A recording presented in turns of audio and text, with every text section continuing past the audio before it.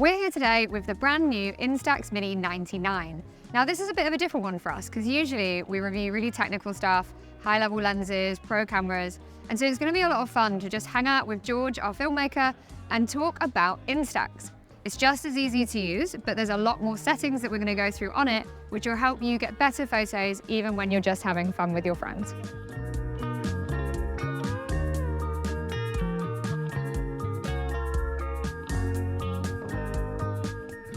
So let's talk about exposure, because usually on Instaxes you don't get a lot of flexibility in terms of how light or dark you can shoot.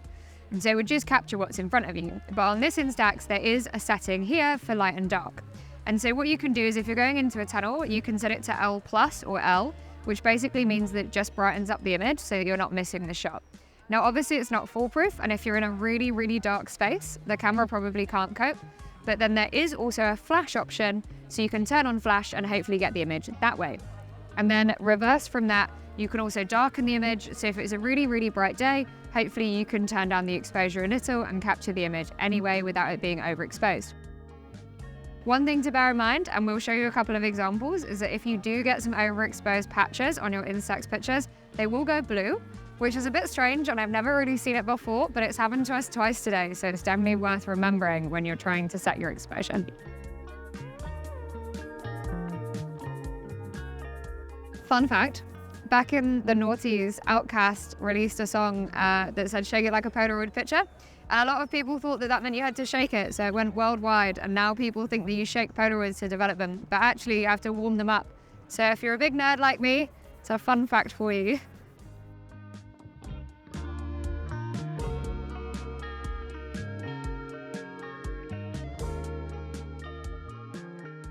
So we've just been in Borough Market, and we can't film in Borough Market, so you won't be able to see me eating an empanada, unfortunately. That being said, we decided that the first thing we wanted to test out was these settings on the top here. So this camera, which is very different from the other Instaxes, has filter settings. The first option is light leak, which we really enjoyed. It basically allows you to take a picture and it acts like when you have film and the light leaks through the film.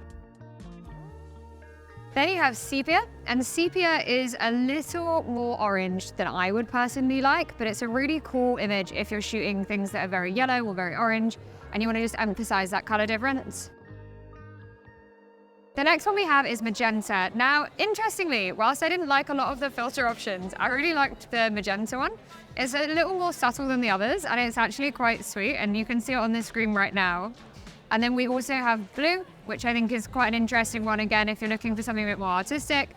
So then we have warm tone, which is my favorite, and we'll come back onto that in a second. And then finally, you have green tone, which is similar to the others, where it just puts a green filter on top of it. And then last but not least is normal. So it'll take pictures like a normal Instax that you're used to seeing in all of the shops. But yeah, a lot of options for a little tiny camera like this, and it's really interesting. Now, I don't know about you, but I'm still hungry, so we're gonna go and find some more food. How about you, Shakespeare? He's hungry too.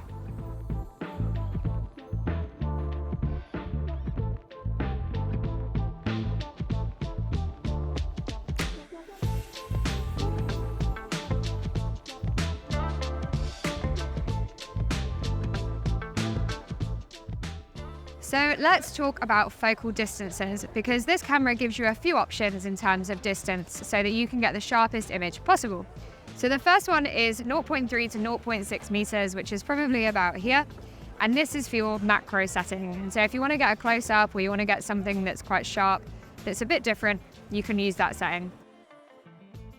Then you've got 0.6 to 3 meters, so that's for something like a portrait. And then if you want to take a landscape or a group shot, you can go on 3 meters to infinity, and that will get you a sharp picture regardless of how far away you are. So just like a normal camera, this has a fixed lens and it's a 60mm f/12.7. I know what you're thinking, f/12.7, Tiffany, you have lost the plot. But Instaxes are a little bit different, and the way they work is a bit different, and so that's why there are so many settings on top for you to adjust it. The other thing to note about the lens, which we've done in a few of the shots, is you can turn on and off a vignette. And the nice thing about this is George is going to zoom in and you'll be able to see that actually happening and see how that works. But it also gives you this really interesting look and feel to your images if you are looking for something a bit different, or you're scrapbooking, you know, there's lots of different options there. So the last few things that we haven't talked about are located on the back of the camera. And so these features are somewhat my favorite because I think this gives you a lot more flexibility when shooting with it. So we have bulb, sport, inside and double exposure. And so it gives you a few different ways to photograph to be a bit more artistic.